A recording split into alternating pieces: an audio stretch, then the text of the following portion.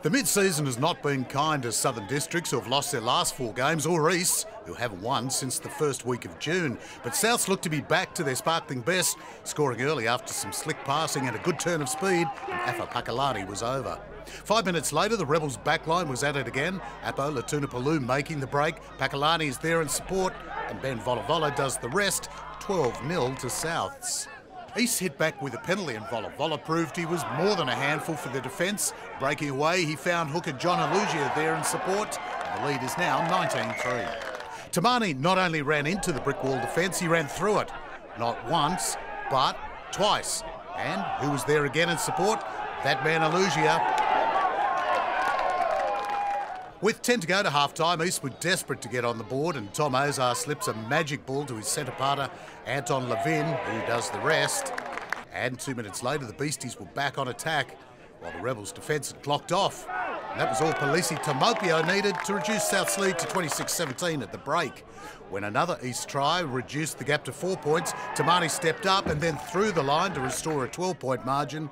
And Pakalani then put the result beyond all doubt, with a display of pace that East couldn't counter, and the visitors go home with a bonus point win. The Rebels break their losing streak with a 6-4 win against East, while East, after winning 6 straight, extend the run of losses to 7 in a row. 9 Super Rugby players took the field for Uni, 2 more on the bench, while Eastwood fielded 4 of their own in a match as keenly contested as any Super Rugby game this year.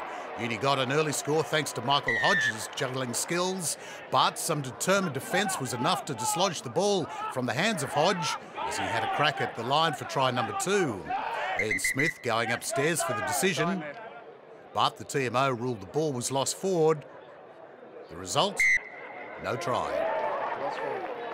And after the cracking pace and jolting defence of the first half, Eastwood started linking well. Chris Hill bumping off a defender, setting up Tom Alexander, who was playing the house down. And when Jimmy Hilgendorf loomed, Eastwood had the lead at 10 points to 7. Uni stretched, then burned the Woodies' defence on a right flank attack. Tommy Carter looked for Hodge, who was there, and there was no doubt he'd scored his second try this time. Just a point separated the two teams with 15 to go, and Eastwood had the best chance to extend that lead when Mark Frost chipped ahead. The chase was on, but Uni's cover was up to the challenge and the attacking chance was over.